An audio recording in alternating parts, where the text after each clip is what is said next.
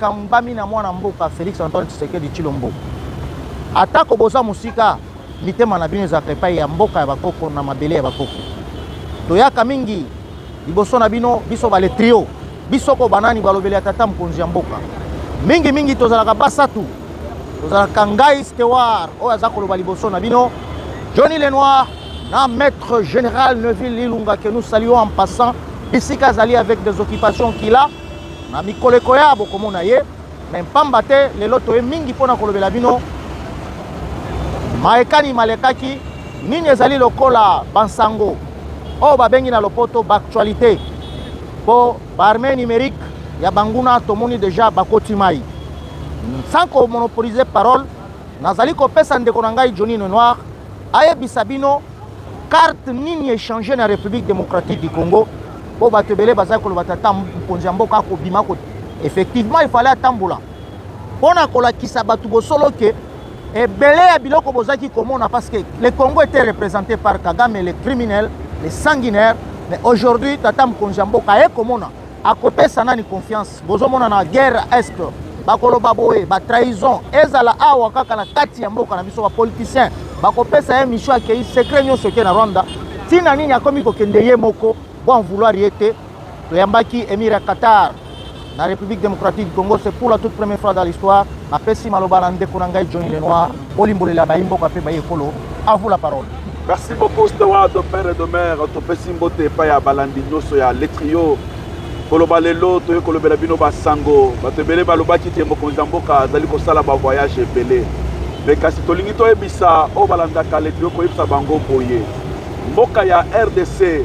Jadi ezalaki kokambamana otobanda kobenga Joseph Kabila oyo na complicité ya Louis Michel bakreaki bitumba oya M23 afin ya contourner ezalaki ba prédation na bango na mabe o babandaki kosala. En réalité jadi sous le règne de Joseph Kabila moto azalaki ko diriger mboka oyo ezalaki monsieur Kagame. Tango mokonzi mboka Fati Beton aigle de père et de mère abandi kosala ezali diplomatie agissante à comprendre crise au ezalaki na est de la République du Congo. Nous parlons précisément de la crise sécuritaire au niveau de l'est de la République du Congo. Il fallait que mboka oyo pendant plusieurs années ezalaki na isolement diplomatique. Mokonzi mboka avait décidé d'aller vers les décideurs du monde pour na kozongisa pour na kolobela ezali mboka na biso la République démocratique du Congo.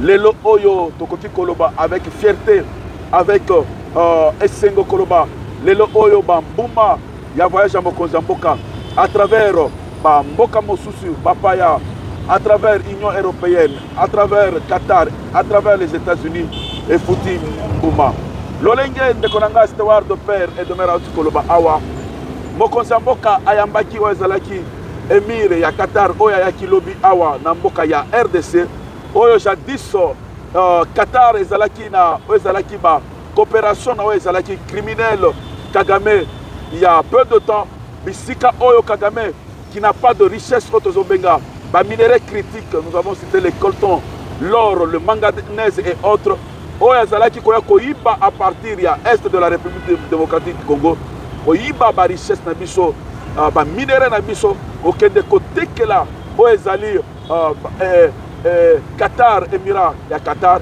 mais à cause de la diplomatie agissante, il y a peu de temps, le président de la République, Fati Beton Aigle, moi la maman Marthe Kassalo, Tozali Kosalio en passant à Zalaki na Qatar, Bisika Oyo, Akendaki na Sommet, Bisika Oyo Akotanaki, na Oyo Zalaki Émir de Qatar, Oyo Aprometraki ke Akoya Awa na République démocratique du Congo.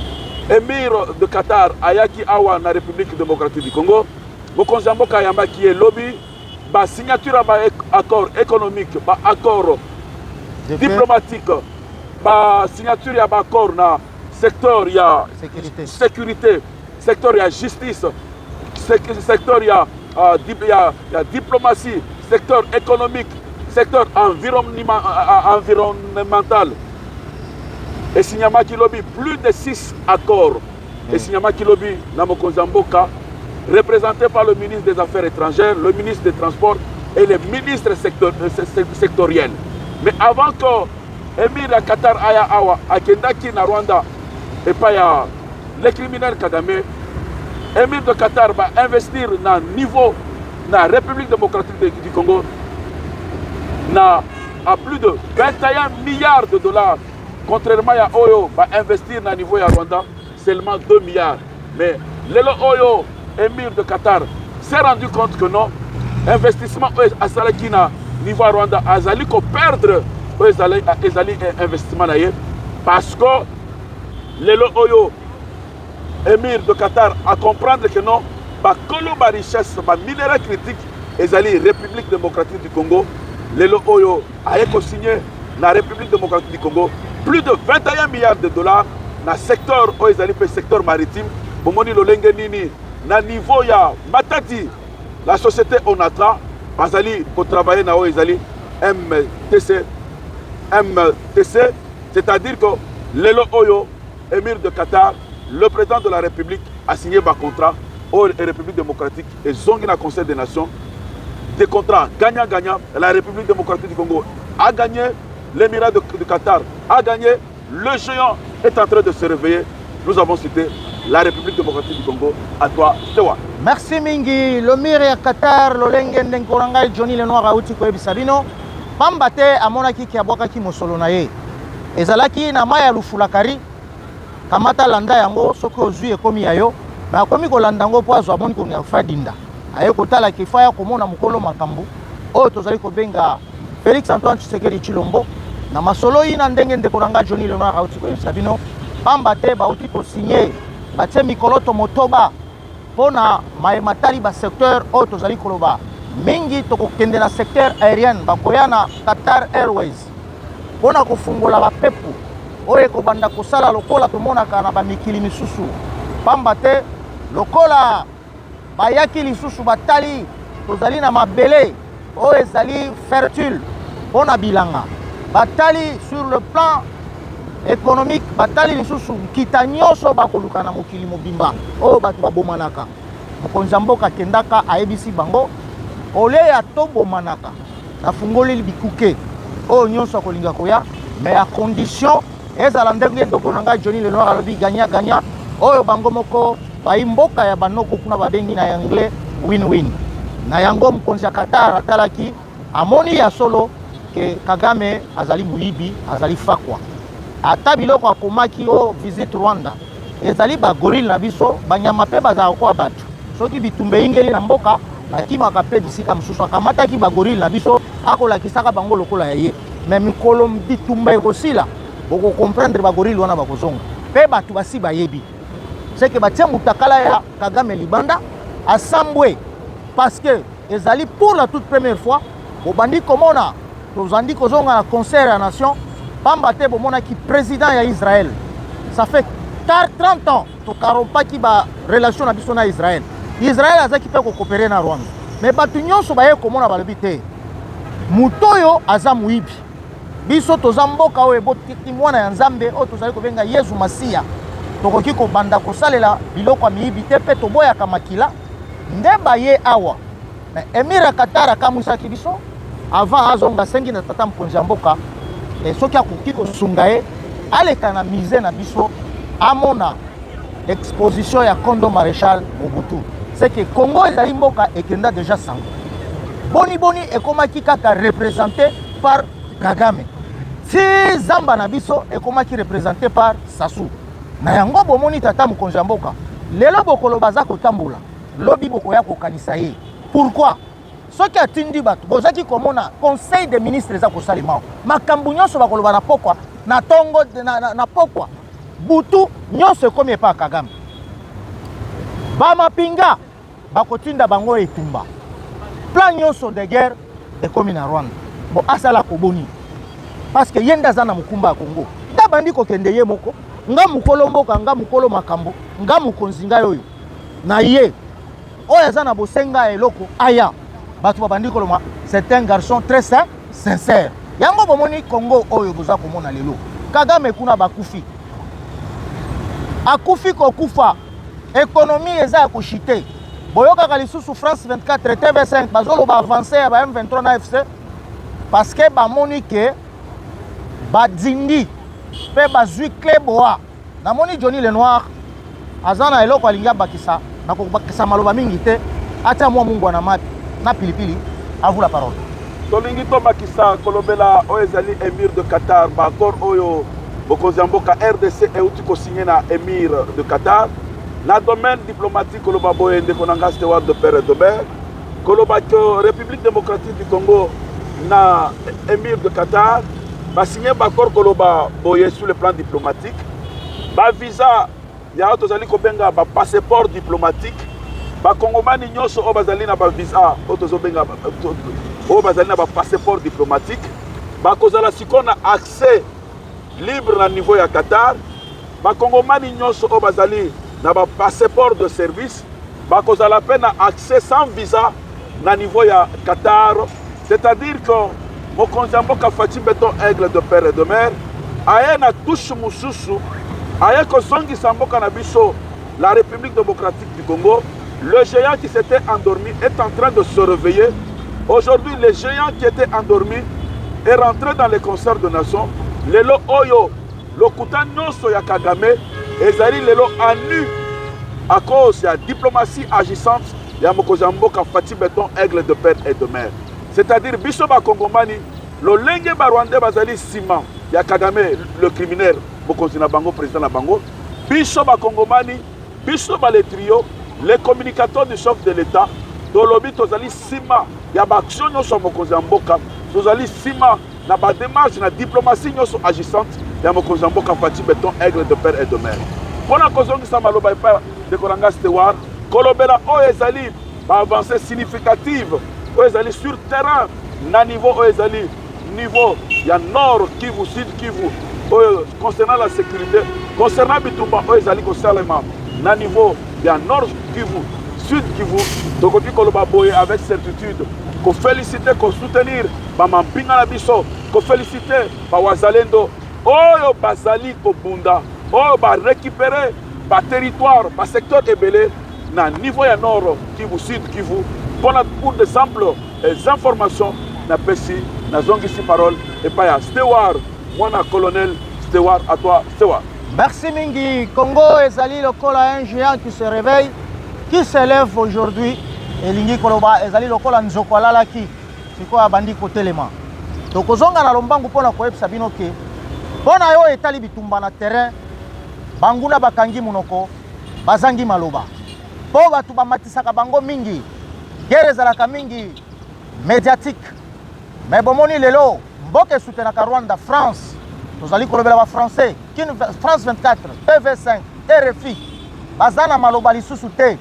Parce que bamoni échec. Tango bamona kabanguna bako avancer comme ils ont pris Walikale bientôt pour Kikale. Baza coincé effectif faisant les sous-souté. Nous allons kopesa losako na bayi ekolo. Oh nous allons kobenga ba mapinga na biso FARDC. Oh baloba toko wapo na ekolo. Oh ekoya eya ba wazalendo balobi mabele sangwema likamba mabele sangwema losako na bino yangoyo bana mibali bamebeba o toza kobenga bilombe bandimi kotangisa makila na bango baboyi koteka mboka balobaka epala biso soki mwana zobela mabele zobela bundela mabele soki otiki babele obundeli mwana biki soki mwana akufi okunda ye wapi coup de chapeau na bino ba wazalendo frappe de frappillon awa tozali koloba bazali kozwa moto na mikolo ezali koya tokoloba nyonso te mais banguna effectif eza muke bobandi koyoka kolela na bango moko bananga na bisimwa toza na bisika tokende te tokufela kakawa awa nde mabele ya bakoko po bayebi bien baza na bisika bakende te bazali affaibli tokokumisa mingi pe ba service na biso ya renseignement o tokokaki kobosa na koyebisa bino te po bango nde pamba te na musala bazali kosala soki basalaka yango te mbele lelo bato wana bakota Kinshasa mais na bokasi pe na bonzambe ya bino sako yango yo ba service ya renseignement ya République démocratique du Congo zamba batela bino pesa bino bonya pe mayele po bolakisi sikoyo ke bozali ba patriote oyo balobaka na lopoto la patrie ou la mort. Na kozongisa maloba epande kunanga Johnny Lenoir kwa kokakolimbolela bino pe oyo azali kokanisa mpona baservice na biso ya renseignement mpona bamampinga na biso mpona bawazalendo maloba mboka yo. Merci beaucoup Steward de Père et de Mère Kobakisa Koloba Boye, mention spéciale et paya ba FARDC, mention spéciale et paya bawazalendo. Au Monique, il a fallu à ce que Mokonzi Mboka asala musala makasi na wezalaki ndekonanga Steward infiltration oyo et salamaki na armée na biso na to bengaki jadis mixage o babengaki jadis brassage oyo et salaki sous le régime de l'ancien président Joseph Kabila va infiltrer biso jusqu'à la moelle épinière, va infiltrer armée na biso, va service de renseignement, tous à plus de 450 généraux d'origine rwandaise et touti. C'est-à-dire qu'il y avait un jeu que l'ancien président Joseph Kabila, d'où ses origines sont douteuses, tantôt il est Lubakat, tantôt il est d'origine rwandaise. C'est-à-dire qu'il y a eu un plan Oyo. L'ancien président avait monté contre la République démocratique du Congo afin de faire défendre l'intérêt de Nokonaye Kagame. Donc, si le service de renseignement ya biso, les alliés Kosala Moussala Kitoko, donc bango mention spéciale, les alliés Simana Bango, les oyo infiltration, na niveau ya armée congolaise, les alliés Lissousou, na to élevé, les oyo FARDC, patriote, wazalendo na FARDC, va prendre conscience balobi que tozali kaka na mboka moko tozali kaka na mabele moko oyo ezali mabele ya bakoko na biso tokoki kotika yango te na maboko ya banguna biso tosengaki epai ya nzambe yawe te apesa biso mboka oyo apesa biso mabele oyo etonda na nkita ya cobalt nkita ya cuivre nkita ya coltan ya bilclor nkita ya lithium me kasi apimela bandeko na biso bavoisin motema likundu ya Kagame oyo nzambe apesa bango kaka bavache oyo tozali kobenga bangombe oyo epesaka bango kaka mabele epesa maziwa me kasi nzambe alinga biso ezali lokola nzambe ntango abandaki kopesa bozwi abandaki kopesa barichesse à travers tous les pays du monde akomaki na suka na République démocratique du Congo oyo nyonso tikalaki ezala ezala piclo ezala mai ezala banzete ezala basi ya kitoko ba richesse nyonso wana nzambe atikaki yango na République démocratique du Congo. Merci beaucoup. Mention spéciale et pas ba FARDC parce que les oyo ba M23 ba AFDC na oyo ezali ba militaire rwandais bazali susu na makasité parce que bisika nyonso ba munitions na bango ezalaki tosito bombarder yango tosito to rendre yango en poussière. Félicitations, Lelo avancé les sous-sous. Moi, je vais avancer les sous-sous. Parce que le FARDC et les Wazalendo ont pris conscience que nous n'avons qu'un seul pays, nous n'avons que cette terre. À toi, Steward, pour citer. Merci beaucoup, Pambate. Oh, Kamba Kimboka, Tozali Kobenga Joseph, Kombo na ya solo Hippolyte Kanambe. Kazembere, Azalinde Rwandais ya solo, Batubachaka na Bukonzi Baloba za Rwandais. Bota la bilembo na ye. Aluka bitumba ye moko patron M23 akosi biso ki alongi bitumba lelo oyo babomi batu na Goma pe na Bukavu atikala kopesa ta mes condoléances na ba famille te akei kuna akondana même ti elongwa la bokonzi na atanga te kombo ya Kagame te oyo aza na video wana apesa nga yango tokopesa ye lumeya atanga kombo ya Kagame te na ndenga longwa la pouvoir mais ya kokamwa ake kozonga kaka na Goma alobi azali kosala consultation sans kopesa mes condoléances na ba famille konanga estewa de Père et de Mère na kati yote ba consultation wana ekenda wapi Kabila Kanambe asalaki tourisme c'était de la mascarade où est parti quels sont les résultats de cette consultation résultats ezali lisusu Kenya Nairobi kota kendaki abandi kokosa ke sauvons le Congo et abatu ya pasteur Coutinho Fernando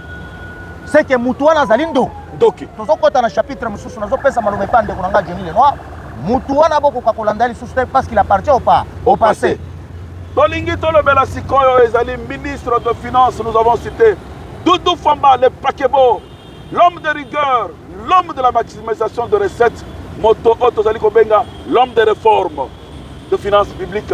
L'homme qui vient d'apporter ce qu'on appelle la facture normalisée au Yondekonanga, de Père et de Mère, lancement, sensibilisation, mais lancement et paiement la mise en vigueur, la mise en action, il y a facture normalisée. Les alliés Kobanda à partir le 1er décembre, dans la Lolengenini, Doudou Famba le Pakebo, a une réforme Oyo, Nano et Salamate, dans la finance publique, surtout précisément dans notre Kobenga, direction générale des impôts, où ils allaient conduire de main de maître par Banabé Mwakati. Un commentaire sur la facture normalisée, les différentes réformes que Doudou Famba, le Pakebo, l'un des meilleurs ministres depuis 1960 de finances, à toi, Stewa. Merci Mingi. Oh, tozali ko pesa lo sako bisika zali.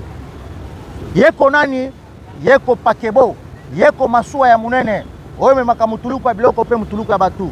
Yeko babengi likunde libotai, yeko mwana Kisangani boyoma singa mwambe. Yeko mwana nani, yeko mwana IDPS. Oyo batu wazaka ko kanisa teke bwanya pe maele koki kozala na IDPS. Oyo azali ko sala musala na ye sous l'impulsion à chef de l'État na lolenge tata mkonza senga kiye. Tango bako yebisa bino likambo facture normalisée. Elingi koloba nini? Elingi koloba ke okoki ko somba eloko te. Pamba te ba pesa o facture. Na kati ya facture wana baza ko énumérer ba biloko nyonso ifo futa. Oyo ko sala ke l'État pe azwa makambo na ye, bokomona TVA ba taxe ya valeur ajoutée, bokomona makambo kilikili. Na yango asali biloko wana pamba te ndenge ndeko na ngai Johnny Lenoir alobi depuis 1960 ezambala ya yambo komona mwana mobali oyo atonda bwanya pe maele oyo FMI Banque Mondiale bandini ye mpona ba réforme na ye azali kosala Johnny Lenoir. Nalingi na bakisama eloko muke concernant les réformes de finances publiques. O mwana mboka Doudou Famba le Pakebo otolobi azali na soutien total ya le trio oto bazali ko benga et pas ya jeune génération, les doyens, le parlementaire debout. Kolobaboye, l'homme de rigueur, les jeunes ministres Doudou Famba le Pakebo a pessimisa les belé na ba jeune ya IDPS. Le Pakebo a continué réforme ya oto benga la facture normalisée. Pas seulement la facture normalisée, la réforme de la finance publique, mais kasi, moi n'amboka Doudou Famba le Pakebo, Doudoura, à côté de les sous-autres, la digitalisation. Oh là là, la digitalisation de la finance publique. Pas seulement cela, de Kolanga Stewa. Moi n'amboka Doudou Famba le Pakebo, à sali la réforme Kili. Les contrôles et le coulage. C'est-à-dire que la recette Oyo et Kendaka hors circuit fiscal. La réforme Nyonso Oyo Outiko Sala, et la facture normalisée, et la digitalisation. Nyonso Wana et Kosala, c'est que la recette fiscale est canalisée afin que le gouvernement ait des moyens politiques. La signation est coupée ça. La régie financière, DGI, DGRAD, DGDA, à cause de la digitalisation, et que ça, c'est que toutes les recettes de toutes les régies financières, la signation de la régie financière, et qu'elle est au-delà, et que les recettes soient mobilisées à toi, Steward, de pain et de main. Merci Mingi Ndekorangai, Johnny Lenoir. Digitalisation, oh, vous allez koyoka elingi kolobani Ndekorangai, to kolobela bino na lingala, oh, koki kozala lingala ya makanja, elingi kolobaki. Misolo nyonso na ba province oyo ezali kokota lokola ba recette liboso ezalaki koya na ndenge ya lolenge ya malembe manuellement sikoyo ekomi digitalisé c'est que ekomi na vitesse oyo tozali kobenga ya Android ndenge kaka omonaka na Android vitesse wana ekomi na ba G2 G3 sikoyo ekomi na ba G4 mais akomisa yango na ba G5 kaka na mokolo moko azoswa rapport ya République mobimba tous les 26 provinces. Oh, tokotisaki lokola nkita. Yoko nani yo magicien, yoko tobenga yo nani. Ozali nganga nzambe obi ozali nani. Pona monaka bosolo na politique kotuna yo. Mol magini ni osalaki pona kokitisa. O ezalaki to ya ba makambu ndenge ezaki komata okitisa yango. Stabilité ya macroéconomique. Lelo bozali komona dollar batusko bakangi minoko. Dollar. Bomoni place dollar ekomi donc sukisa yango ekokoma tina 15 eza koza mwana mobali Doudou Famba likunde libotai mwana Kisangani boyoma singa mwambe atako mibale katana na bitumba etikala mine mais ekozonga ndenge zalaki motoba nazali koloba ndeko na ngai Johnny Lenoir. Est-ce que comment lelo Congo avec Doudou Famba tozo yoka lisusu te ke ba dette ya Banque Mondiale ba dette ya FMI kisi nini asali. Merci beaucoup Stewart de père et de mère. Nalingina Lobakyo de Gonanga Stewart Doudou Famba le Pakebo. C'est un très bon élève, il y a Banque mondiale, très bon élève, il y a Fonds monétaire international. Qui ses alités, mais qu'à ses alliés rigueur, orthodoxie dans ma dépense. Les alliés Moussala Kitoko, Oyo Manamboka Zali Kosala. Ce qui te dit par exemple, ma dette intérieure, Okoyoka les sous-soutenir à niveau du ministère de la Finance, Makambo Oyo, il y a 30%, ma commission 50%, et Zalaka les sous-soutenir. Mais Kassia Zali concentré dans la vision de Mboka, parce qu'Azali Kosala sous l'impulsion du président de la République et de la première ministre Judith Soumino. Au Komona que Lelo Oyo, Doudou Famba, le Pakebo, le ministre de Finances, Moussala Azali Kosala Moussala Kitoko, alors Kitoko, Oyo Lelo Oyo, vous allez Komona que taux d'échange, vous allez Komona que en complicité avec le ministre, les gouverneurs de la Banque centrale, en complicité avec lui-même, Doudou Famba, le Pakebo, le ministre de Finances, en complicité avec le ministre du Budget, en complicité avec le ministre de l'économie, le professeur Moukoko Samba, Otozali ko saluer en passant, bazali ko sala moko kitoko, ndebatu Otozali na bango, posa pona mboka na biso, pona vision moko za mboka, afin que mboka na biso, développement ya mboka na biso et que liboso. Na musala zali ko sala, et ko sala c'est que ma réforme à côté ici, et ko sala c'est que ma mobilisation ma recette et salement, afin que ma priorité à mboka na biso, tolobeli ma priorité nationale, tolobi par exemple financement pour soutenir Bitumba ya Est de la République démocratique du Congo, pas seulement cela pour soutenir Vision Mokonzi Mboka, kolobela lisusu que non, mwana mboka Doudou Famba le Pakebo akendaki na niveau il y a Assemblée nationale bisika oyo la loi de finances 2026 a été déclarée recevable na oyo bazali ko examiner pour vote na yango à présenter qui peut projet ya réduction des comptes il y a budget 2024 oyo à défendre qui avec brio et l'ECOFIN il y a l'Assemblée nationale bah c'est là qui dans l'olenge nini misolo il y a budget 2024 ezalaki utilisé pour nos différents projets mais kasi de konanga Stewart de père et de mère comme ça insiste moko na makambo il y a budget 2026 oyo mokonzi mboka alobiko plus de 30%, il y a budget 2026, à peu près 8 milliards de dollars seront consacrés à la défense, c'est-à-dire à l'achat à la modernisation. Il y a armée, il y a Bacha, il y a Bipundeli, c'est-à-dire que c'est-à-dire que elingi koloba dotation militaire.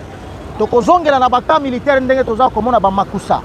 Tokozongela ba cantine ya ba militaire ata kwese bandi avec Kasongo Kabwik na ekozonga lolenge zalaka liboso. Kozwaka o ba bengi ravitaillement na sanza inso. Boko zwa ba soso, boko zwa ba misuni, boko zwa ba ngombe, boko zwa mafuta mungu wa sikre miliki. Donc lokola tomona kala ba mboka ya misusu lokola na Angola, budget ya armée c'est que soda ba mapinga na biso za zakomba. Oto bengi sokoto bakobanda kozala na yango olati na mutu azali libanda aza koyoka posa kokota na kati ya armée na biso, c'est-à-dire tata mokonzi ya mboka atali na mapata ya Congo il faut tozala na ba avion de chasse, atali na bibale il fallait tozala na ba bateau de chasse oyo ya kokengela na mboka na biso, formation militaire batu bazala ba centre pona koyekola musala ya ba mampinga. Il faut balia kamalamu balata malamu na yango tata mokonzi mboka instruire na mwana mboka Doudou Famba akoka kobunda et puis basi ba recevoir yango bandimi yango na ba imboka pe ba ekolo, c'est-à-dire na parlement budget wana ko zala voter pour que ba mapinga na biso bakoka kokende salibo liboso tolingi to chite tolo baboye mention spéciale pa mwana mboka Doudou Famba le Pakebo oyo azali na soutien na biso total.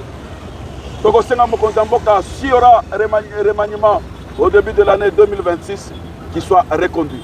Pendant aussi, c'est l'Union pour la démocratie et le progrès social.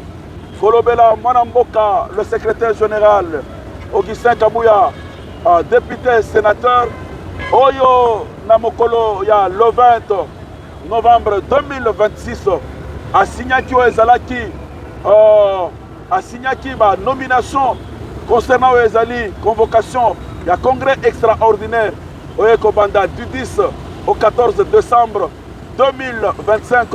Congrès Oyo Ezali na comme objectif Ezali modification, mise à jour et statut, il y a Union pour la démocratie et le progrès social et mise à jour aussi du règlement intérieur de l'Union pour la démocratie et le progrès social.